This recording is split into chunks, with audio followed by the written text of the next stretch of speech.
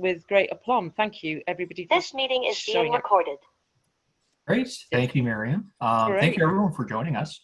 Yeah, and I hope this will be kind of an informal chance to chat together. And all of this really comes because it is Mental Health Awareness Week. Our motivation for speaking about some of these things with you is kind of comes from a spirit of sharing, to kind of just talk about like, hey, here are some of the things that we work on, but things that we also, experience in our everyday lives that hopefully we can kind of just share together. So yeah, I'll just jump right into things. And then if you have questions, I'm happy to take questions as I go, or we'll try to make sure that we have good interaction time at the end of this too. So to kick things off, so our title here is social media making us lonely? We're still getting some feedback yet. I think everyone is muted, but just a quick reminder, if you're not muted, to do that. Thank you. Title is social media making us lonely? Another alternative title would have been, is social media making us lonelier? And I thought I would start with that to say, I don't have a clear agenda in terms of talking about social media in particular, as I want to talk about how social media has shaped some of the ways that we communicate and relate to each other. Me personally, I'll start with my a little bit of my stance on this. For people that know me, they will not be shocked to hear that I wasn't exactly the popular kid in school, high school or college or grad school or grade school. So anyways, I had no trouble being lonely before social media was a thing when, let's say 25 years ago. For anyone that's not familiar with some of these objects, that is a cell phone from a long time ago where you could text, but it was very inconvenient. We had social media-esque functions in terms of instant messenger chats. Look at Mr. Popular here, who's got 7 friends in their chat list. Yeah,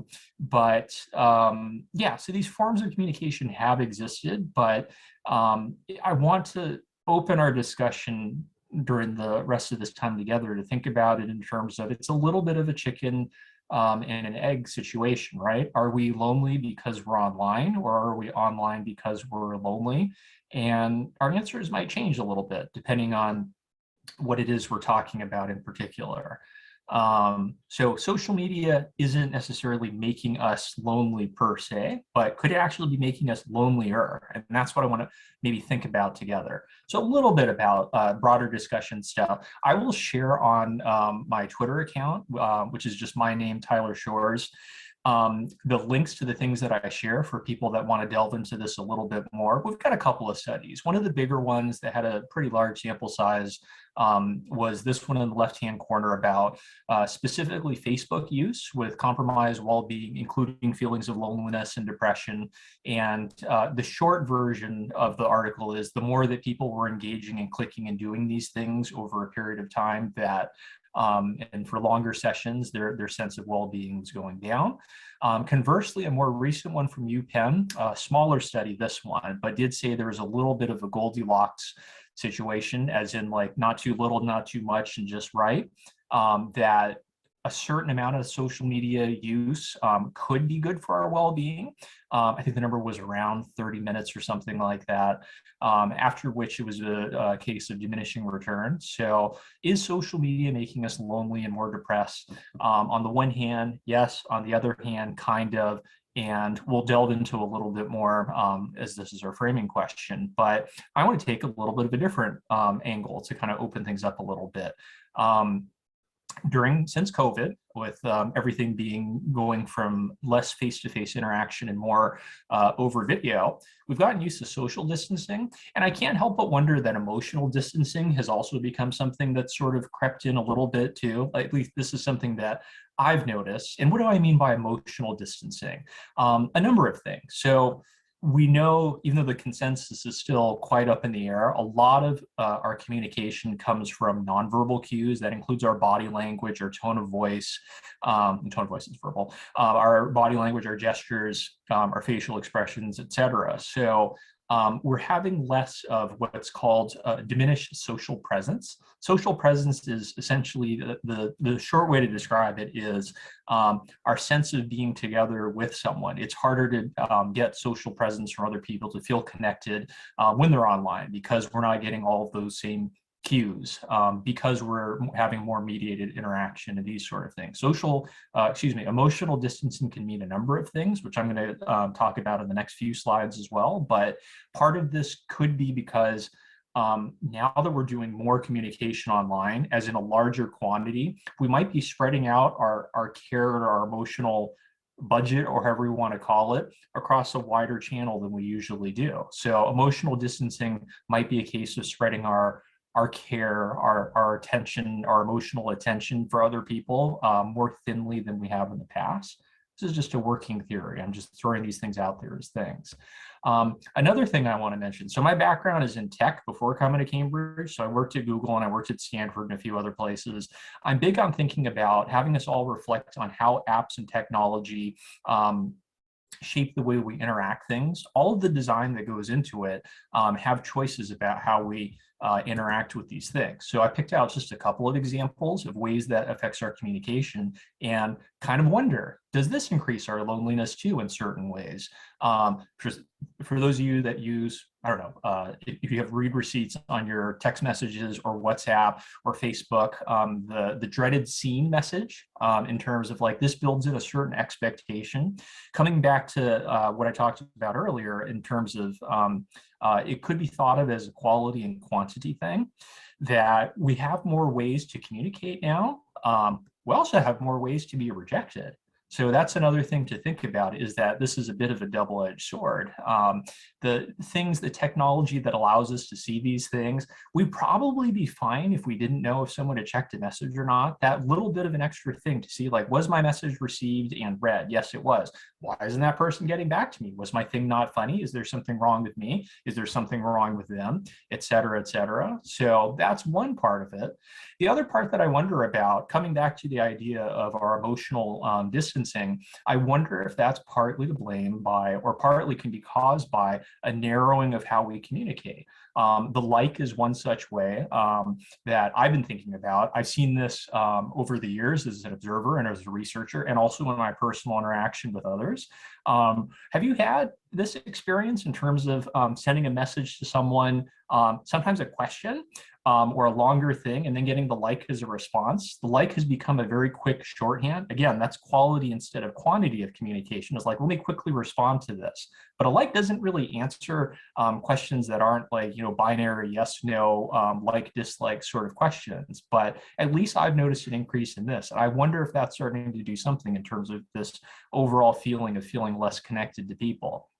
So the like button I talked about, again, an example of social media possibly narrowing our range of communication. Example with Facebook reactions. 7 emojis, if you count like as an emoji, is not very many to capture the whole range of the full spectrum of human emotions. Sometimes we have mixed emotions. Sometimes we feel things besides care, happy, wow, sad, angry, etc. So that's part of it too. Like, there's a little bit of a sense of narrowing of our possibilities. It's not the only way. One of the things, I'm going to cheat here to save myself some time, and I'm going to put this link online too. But a previous talk we done for the Cambridge Festival with Amy and James Williams, Amy Orban and James Williams from political science and neuroscience, we talked about social media changing your life. And one of the things that I talked about in particular is, what is the point of a like? What is the point of a social media engagement?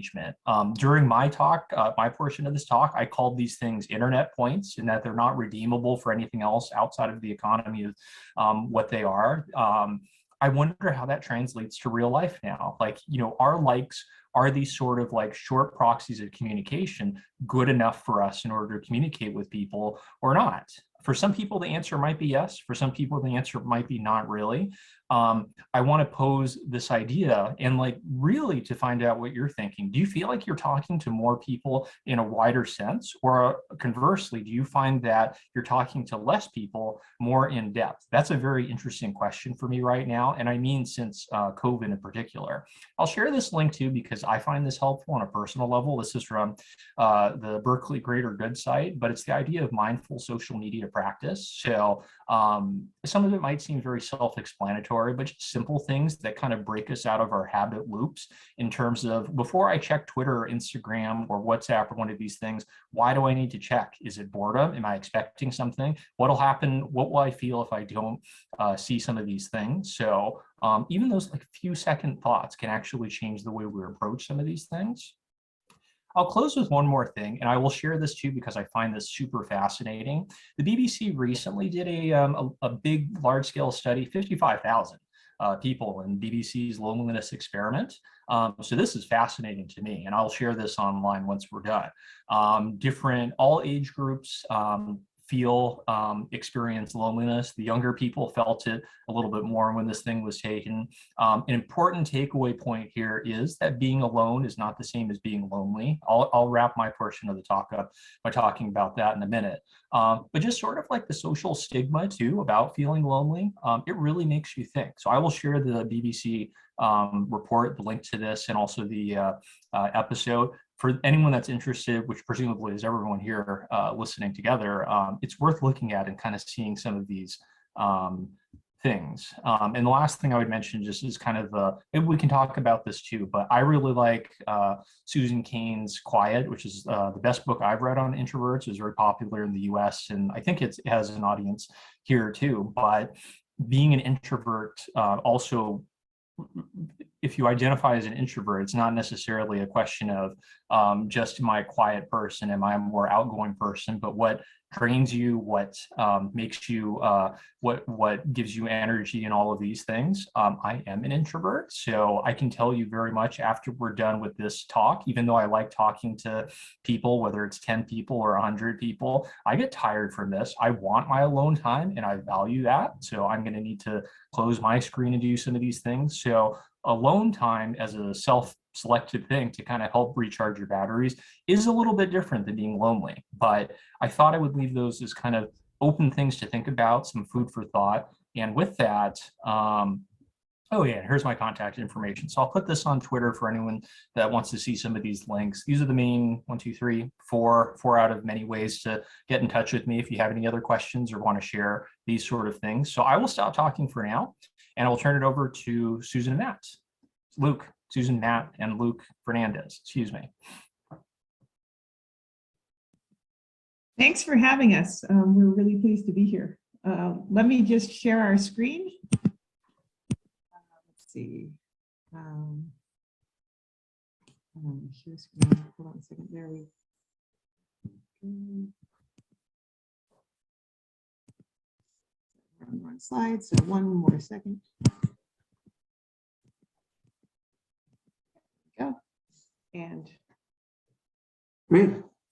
So I really appreciated those comments you made, Tyler. I think in particular, I'm particularly interested in your thoughts on how we're maybe narrowing our range of communication. And Susan Cain's book on Quiet, I think there's definitely some things that we can rip off of, and that we speak to similar issues in this presentation. But just to sort of get going, we thought we'd just speak very briefly about our book, Bored, Lonely, Angry, Stupid, changing feelings about technology from the Telegraph to Twitter, which got published back in 2019. And it covers a variety of different emotions, from anger to awe. But we have a chapter in there on loneliness. And, the conceit of the book is that American feelings, I know we're speaking to a British audience, but our book is an American history book, but hopefully there's things there's commonalities in this history, that American feelings are not static, that they change across time, that they're shaped by technology, and that in turn also our feelings shape our technologies. And our chapter in particular on loneliness, you can slide, was inspired by, and this is way sort of a historicized question. I think we're going to be talking about the history of these emotions, how as well as the present. As well as the present, but we think it's helpful to sort of think about how these things have changed across time. And in 2012, there was an article published by Stephen Marsh in the Atlantic called "Is Facebook Making Us Lonely?" Can I interrupt for 1 second? Sorry, both. I'm getting comments that the audio is dipping in and out a little bit. I don't know if it's a connection thing. I think that's probably me. I'll speak a little louder and directly Okay, let's to the try that. Yeah, if not, we can go off video and hope maybe that'll change something. But yeah. Just raise your hand like that if you see it, because I do not always project my voice as much as I should. So yeah, our chapter on loneliness was inspired by Stephen Marsh's article in the Atlantic in 2012 called "Is Facebook Making Us Lonely?" And his own book, his own article was itself inspired by an incident that occurred in Los Angeles. Maybe some of you have heard of her, Yvette Vickers, who is a sort of a B movie star from the 1960s. She's somewhat famous for having been starred in what was a The Attack of the 50-Foot Woman. Attack of the 50-Foot Woman. So she was a star and a celebrity in the 60s, but she died by herself in her house in LA circa 2010, 2011. And her neighbors, no one found out that she had died until a couple of months later when someone broke into her house. Her neighbor broke into her house, and there was her corpse on her bed, and the monitor, at least the way the story was recorded, the monitor was on, supposedly on Facebook. And so this sort of provoked the question, had Yvette Vickers, she seemed like a lonely person, and she had been spending a lot of time on Facebook. Was Facebook making her lonely, or was she, attracted to Facebook because she was lonely? And this was sort of the question that Stephen Marsh posed. It provoked a lot of reactions from people at the time. The sociologist Eric Kleinenberg wrote a response saying, "Facebook is not making us lonely." Zena Tufekci, who's now a New York Times columnist, was not at the time, wrote an article that social media has small positive role in human relationships. And then on the other side of the coin, there were people that agreed with Stephen Marsh's argument. People like Sherry Turkle, who wrote an editorial in the Times called "The Flight from Conversation," which reverberates with sort of a larger point of a book that some of you may be familiar with by Sherry Turkle, "Alone Together." The title conveying that sense that, we've all seen it perhaps when we go into a restaurant or maybe a diner, and we see people congregating around a table and they're together, but they're alone, right? They're alone on their cell phones. And so that's capturing sort of one side of the way that social media and these devices are maybe connecting us, but on the other hand, maybe it's a false form of connection. Eric Kleinenberg, in his book "Going Solo," which came out just a few years later, has a chapter in it which in some ways is a direct sort of counter argument. The title of the chapter is, instead of "Alone Together," it's "Together Alone."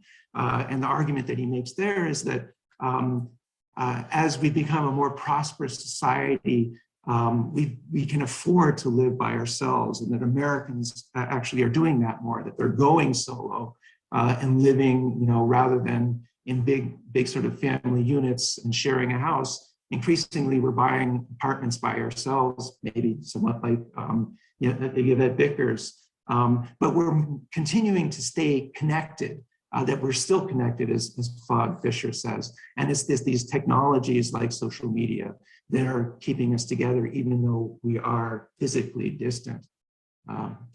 So we were inspired by these debates that came out in 2012. I think we can go to the next slide. And we thought, well, these are interesting questions, but maybe they have a larger history. Maybe they're, they're not the questions that were provoked with the web and social media, but things that have an origin further back in American history. And so we thought, let's historicize the question.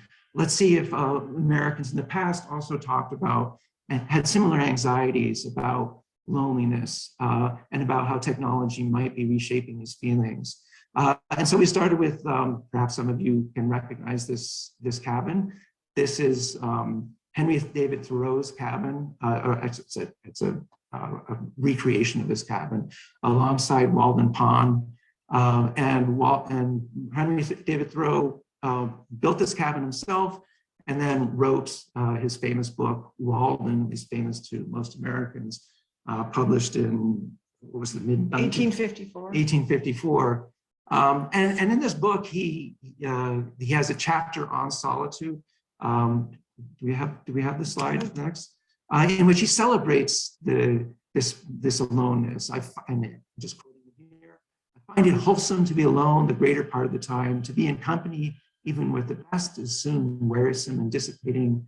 I love to be alone. I never found the companion that was so companionable to solitude.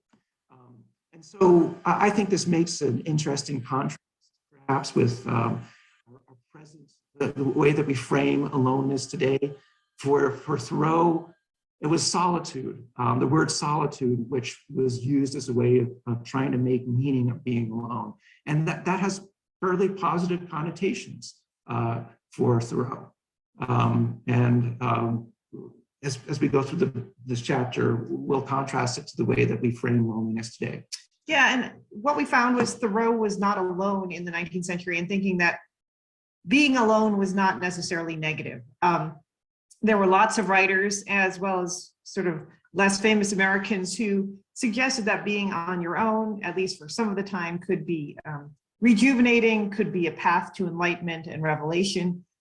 Some suggested, the wisest, the greatest, the most creative needed some portion of their life alone. That's not to say that everybody loved being alone. And indeed, there were a lot of folks in the 19th century who talked about loneliness, or the more common word was lonesomeness in the 19th century. They did not enjoy loneliness any more than we do today. However, they had different ways of thinking about it and understanding it. And one thing we found was that lots of folks thought of lonesomeness as part of the human condition. It didn't surprise them as much. They certainly didn't feel ashamed about being lonesome, because it was kind of in the normal range of human emotions. Those social pressures that developed to make people ashamed hadn't come into being. And so, for instance, you can see references to lonesomeness like this one. These are the lyrics to an African-American spiritual that became popular across the nation in the 19th century and is still sung sometimes today, but that everybody walks a lonesome path through life and to death, which is not the most optimistic tune, but nevertheless showed how people thought this was an inevitable part of the human condition, often believed to be divinely ordained, not surprising to so many. So we found people were lonesome, but they thought about it differently, either as solitude, as a positive state of being, or as kind of an inevitable part of the human condition. We were interested in what kinds of technologies people used when they did feel lonesome. And the answer was kind of interesting. First of all, the most immediate balm people had for loneliness was to go out and see their neighbors and to engage in face-to-face interactions. And we went through diaries and counted how many times people interacted with friends and neighbors. And it was like 191 times in 18 days for a teenager in Kansas, and similarly high numbers of face-to-face interactions. When people wanted to be connected to folks farther away, to family and friends, they most often relied on the mail. And I think this is one of those trends that's transatlantic. Just as the penny post was developing in the UK, the same kind of postal reform happened in the US. So letter writing was a big connector when folks were lonely. We often don't think of that as a technology, but it was to 19th century Americans, and kind of a revolution. What was surprising to us, however, was some of the most heralded, most celebrated electronic communication systems of the 19th century, like the telegraph and the telephone, for which there were fireworks and parades and sermons delivered, particularly when the transatlantic cable connecting England and the US was completed. Those people celebrated abstractly, but in their own life, it didn't make much of a difference, at least at first, because it cost like $50 to telegraph from New York to London in the 1860s. So this was out of reach. We found people going and chopping down telegraph poles, telephone poles. They were noisy, obnoxious. They didn't connect, people of moderate means with anyone. This idea of this long distance connection to people you've never met was so entirely foreign. And we were intrigued by this image, and the caption comes from the British Columbia Minister of Mines. Western Union was trying to build a telegraph from San Francisco to Russia, and they eventually abandoned the plan. Indigenous people living in the Pacific Northwest, the Wet'suwet'en people, repurposed the poles and the wires to build a bridge. We thought this was such a powerful image of the kinds of connections that so many people valued in the 19th century, the local, the face-to-face, rather than the electronic to faraway places. So what we saw in the 19th century was that not everybody believed technology was going to cure loneliness. And a lot of people sort of felt resigned to loneliness as part of the human condition. Again, they didn't enjoy it. I don't want to minimize the pain people felt, but they had a different way of regarding it. In the 20th century, a new attitude developed. We found accounts of these lonely clubs that sprang up. We found references to them in the African-American community, in the white community, as people were moving to American cities. You would think they'd be less lonely because there were so many people around, but it was really hard to connect. And so these lonely clubs sprang up in the 19-teens, trying to bridge the gap, the social gaps. And if I could just interject here, just sort of connect it a little bit to what Tyler was saying earlier, about the stigmatization of loneliness. Here in this particular time, it's still not really stigmatized, right? You can join a lonely club and not feel ashamed about joining it. Yeah, and that's a big thing, is that people today would be self-conscious about admitting it. And that was what struck us, was that in 1912, 1913, it's perfectly acceptable to say you're lonely because it's a kind of in the range of normal human experience. And so this we saw as one symbol of people becoming somewhat less resigned to loneliness on the one hand, but also still not being ashamed of it. We also saw technology companies get in the game of trying to present loneliness as a problem that could have a cure. And we found lots of ads such as these. This is for Nebraska Bell Telephone, with the promise that the phone would banish your loneliness. Phonograph companies did the same thing. I don't know if you can see the top of the slide, but it says, you'll never have to be lonesome again. Likewise, this one, you can't be lonesome if you own an Edison phonograph. These were going to solve the problem of loneliness once and for all. So technology begins to say, there is a problem, we can solve it. This represents a shift in kind of American attitudes towards loneliness. One other big thing that I think is absolutely crucial to the way we see loneliness today, and gets to the point, Tyler, you showed in that BBC study about the shame people feel. Starting in the 20s and 30s and 40s, new psychological ideals of what it means to be socially well-adjusted begin to spread.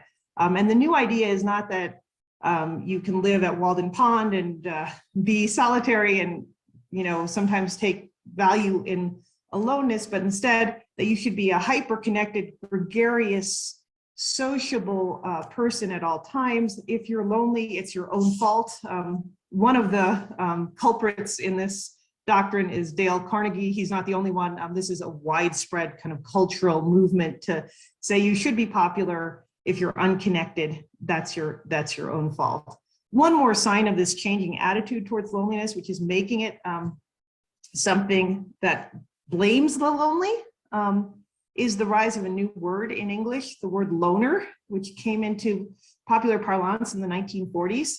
And began to signal the person who stood at the margins of society and was seen as socially maladjusted to the conditions of modern life. So that's kind of the arc we trace into the 20th century of the changing value of loneliness. Yeah, and to sort of underscore this, Tyler was talking, I think again, about the way that we should pay attention to the way our technologies may be narrowing our range of communication. They might also be narrowing or expanding our range of feeling. And so, if you at least define the idea of technology broadly, our vocabularies also expand or narrow our range of feelings. And so this new word, loner, I don't think it necessarily narrows our range of feeling, but it certainly construes the idea of being alone differently than when you only are using the word solitude. So just to try to bring things up to date, and then again, here more sort of emphasis on vocabulary. This is a Google Ngram, which sort of traces how often words were used across time. We can see that there's definitely more attention being paid, more trafficking in the word loneliness than there was in the 19th century. You can actually see there's a spike there in the 1980s. Well, we were interested in trying to figure out, well, why is there sort of this increased attention to loneliness? And this is what we tried to do in the latter half of this chapter on loneliness. Part of it was a book by a fairly famous book at the time.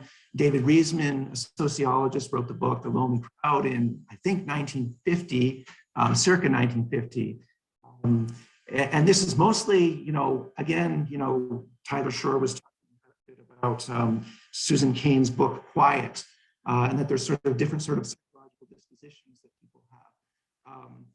What Reisman claims in this book is that we used to be sort of more inner directed, but that the new American of the 50s was much more sort of outer directed, more interested in sort of glad handing, being in crowds. But the irony of this is that even though that we have become more outwardly directed, more interested in sort of consorting with others, being with others, that this didn't necessarily make us less lonely. And if you just read the conclusion of this book, which you can find online, the concluding paragraph, he sort of compares the outwardly directed man to Tantalus, Tantalus, that Greek mythical figure who is constantly trying to slake his thirst by drinking water, but he can never slake his thirst. Similarly, the outwardly directed American, even though he's very sociable, can't seem to cure his loneliness by being sociable. So this was part of this new increased attention to loneliness. The other part was this, it was not a word that we coined, it was coined by sociologists in the 1970s who studied loneliness, called the loneliness industry. There was a new loneliness industry that developed in post-World War II America. Philip Slater, in his book, The Pursuit of Loneliness, which was published in 1970, points to part of what this industry was based on. Let's see the next slide. He claims that as Americans moved from the city into the suburbs, they were doing it partly because they wanted more privacy, and that builders and contractors were catering to this desire for privacy by building homes and building suburbs. And while this was maybe in some ways good, it certainly catered to people's desires at the time, it had the side effect of actually making us lonely. And if I could just sort of quote this paragraph from Slater's book, speaks to this very obviously. We seek a private home, a private means of transportation. We seek more and more privacy, and ironically feel more and more alienated and lonely when we get it. So this is part of how maybe loneliness was growing as a result of the development of suburbanization and sort of these architectures of urban living. This sort of speaks to it. Another leg of the loneliness industry was just the formal study of loneliness begins to really take off in the late 1970s. The American psychologists and psychiatrists convened the first loneliness conference in late 1979 at UCLA, and they began to really sort of start publishing a lot of papers about loneliness. Also development of formal loneliness scale, and this is a test that you could distribute to subjects multiple choice test and on the basis of people's answers gives sort of a quantitative measure of people's loneliness. And actually, derivatives of this measure are now used today to track longitudinally whether loneliness is increasing or decreasing across time. And then the final sort of leg of this loneliness industry, it was the tech sector. First in telephones and to market telephones, AT&T. Some of these ads you may be familiar with. Certainly, Americans are very marketing campaigns. We're exploiting and calling attention to people's feeling of disconnection, saying, "Hey, do you feel disconnected? Well, we have a cure for that. Get on the telephone. You can reconnect with family and loved ones. Maybe feel a little less lonely." And if if telephone companies were doing this in the 60s, 70s, and 80s, by the early 2000s, we're starting to see social media companies engage in similar strategies. Mark Zuckerberg in touting internet.org and the value of Facebook was stressing a lot that people not only that not only social media could cater to people's lack of disconnection, but he was saying that connection was an actual entitlement and right, and that that Facebook could actually cater to this. So all of these things. Let me just interject on the Zuckerberg. This goes back to some of those loneliness theories propounded in the 1970s. One we find particularly compelling is by Letitia Paplau and Dan Perlman, and they argue that loneliness is the feeling you have not because you lack connections, but because there's a discrepancy between the number of connections you want and the number you have. And what social media companies, whether it's Facebook in the 2000s, or this is from the Instagram page, they're trying to say you should have endless connections, that no number of connections is too great. And there are lots of causes for loneliness, but one of them we think is this discrepancy. The theory of discrepancy rings true in this age where we think hyperconnection is possible, and yet we never quite reach that goal of infinite connections that these companies promise us. Yeah, I mean, this is maybe the tragedy or the irony of this history of loneliness, is that even as we become more and more connected, we don't seem to really be able to resolve or solve our loneliness, because loneliness isn't ultimately based on sort of material amount of connections, but more about the discrepancy between the connections we have and the connections we actually want, which are, and these wants and desires are, not always constantly increasing, but sometimes increasing by these marketing campaigns on the part of the tech sector. And we conclude the chapter, again, this is another Google engram. We already saw half of this graph, that there is increasing use of the word loneliness to describe the state of being alone.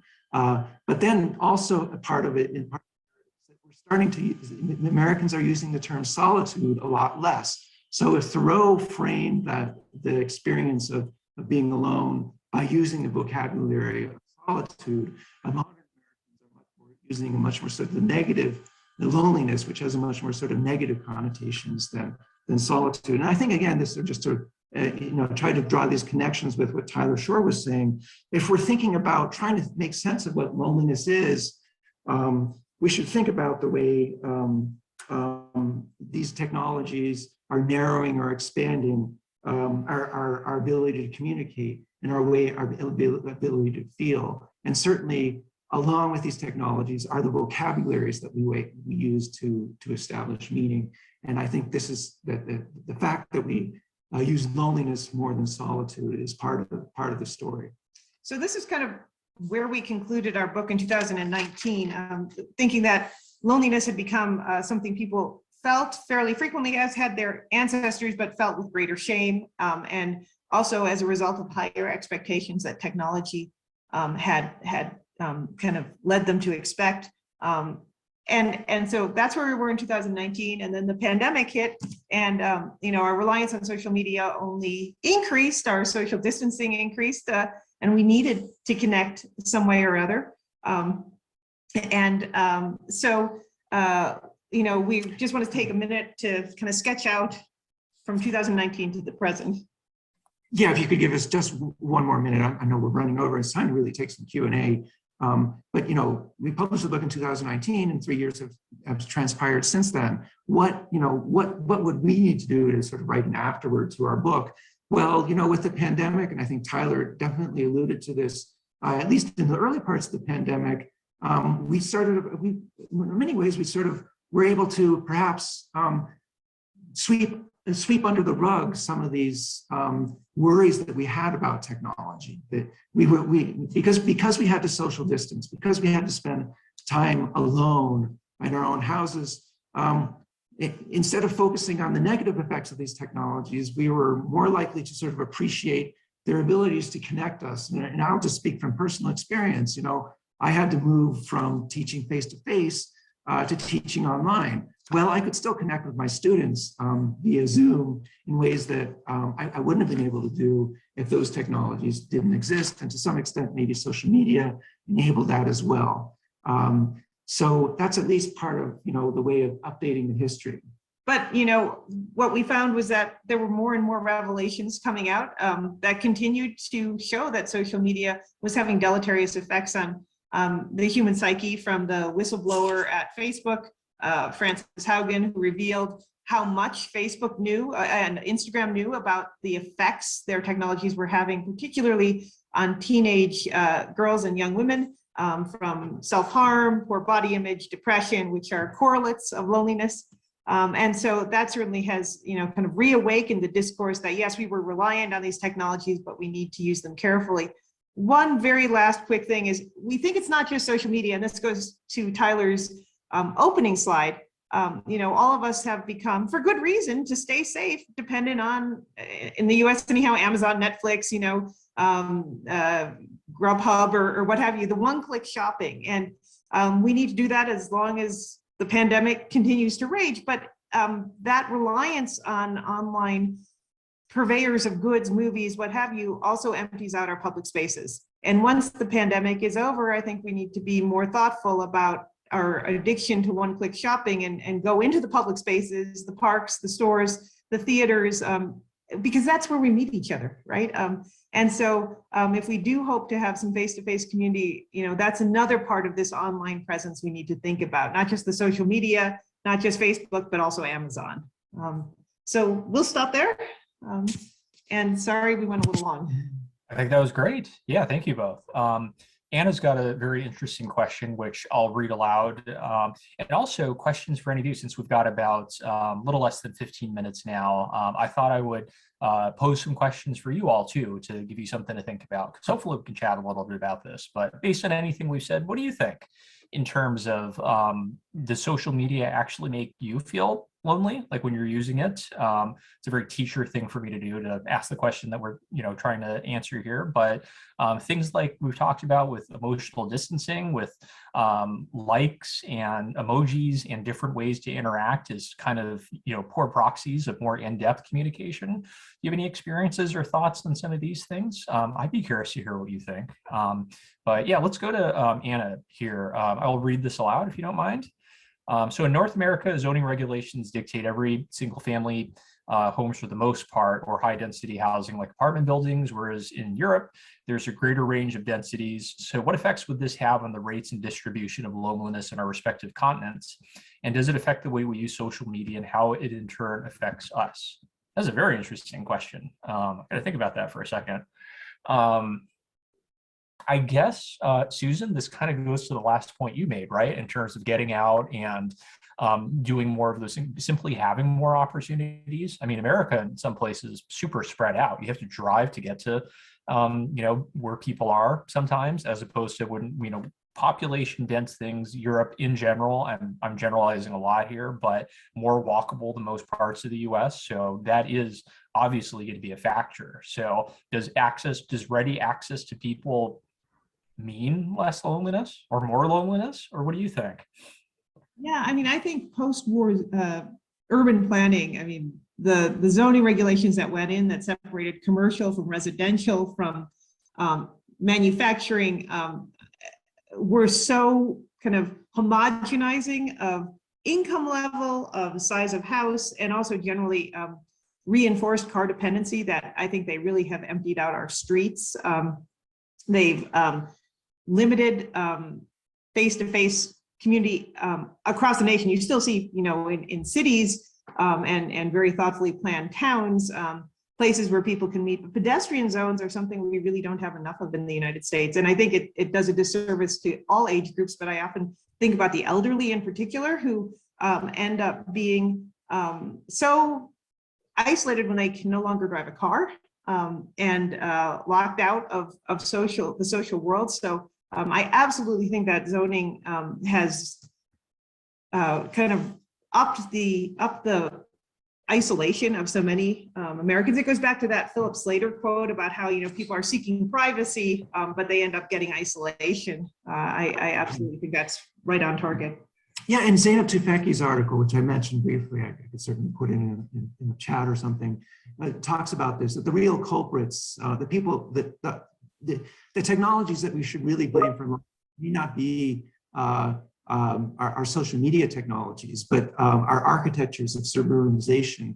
And one that we might call attention to also is at least in America anyway, is that we don't have front porches very often now on our houses. Instead, we have something called snout houses, in which what's presented to the person walking down the street is the snout, is the garage. Which protrudes out. Which protrudes out. And so you don't, as Americans are not sort of on their front porches. And so then when you walk by, you don't have an opportunity to engage with your neighbors the way you would have before these architectures became so popular with suburbanization, where we place so much emphasis on the car, that it's the car and the garage that's given emphasis and catered to rather than the porch.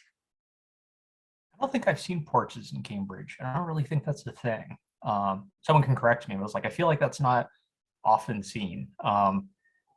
Little gardens, little front gardens and things. But yeah, that is an interesting thought. And then Susan, what you'd said about talking about specific age groups for that anxiety study that I mentioned from BBC, and I was like, yeah, that for instance for elderly populations would absolutely be a factor in terms of walkability of an area. And it was like, well, no car, and you are going to be much more isolated than people who can have a little more mobile options. Okay, Anna corroborates my theory too. I don't think I've ever seen a front porch in the UK. That's an interesting thing. That's an interesting transatlantic comparison. But yeah, I guess the short version of a lot of the things we're saying here, and then to give one possible answer to the question of is social media actually making us lonely? It sort of depends on how you use it. I've seen other studies, I can kind of go on and on about this in particular, but we do know that it can be a way to enhance existing relationships, especially when we were cut off. Social media was our lifeline. So going off of social media was sort of opting out of social contact for a lot of us. So it's not, the message isn't don't use social media, I think, but at least one of the things I suggested is give it those extra few seconds in terms of why am I going on this right now? What am I expecting to, get out of it? Even those little things can kind of tweak our expectation levels a little bit. But yeah, anyways, enough out of me. Any other questions while we have several minutes left to chat about any of these things or experiences you wanted to share from your own use of social media or anything that you think has changed with technology use?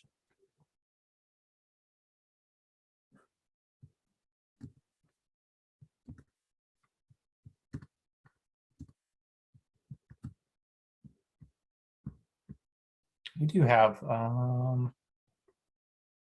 Catherine's got a question, and then Jenny has a question. Can I'll read Catherine's question really quickly, and then we'll do Jenny next if that works for everyone.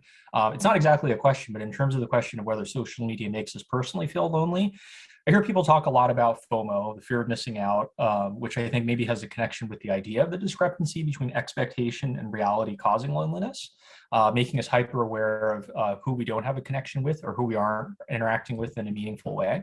And yeah, I do think that's a good point. point. And like Susan said, again, towards the end of her segment there, is that that's the funny thing about social media, right? Like all of this stuff, and especially about downward social comparison, is a relatively new thing. Like we couldn't do this to the scale that we can do now in terms of, you know, oh, I have X number of followers or friends, crap, that person has like twice as many or 10 times as many. On some level, we're doing that because it gives us a baseline. And when it comes to social things, we can't help but compare sometimes. So that's a relatively new thing that social media has brought out in us. There is no number of friends. Like how many friends is enough? There is no number. And that is the way tech companies want it. The only number that works for us is like one more, one more, one more. So that's a little bit of the tricky part.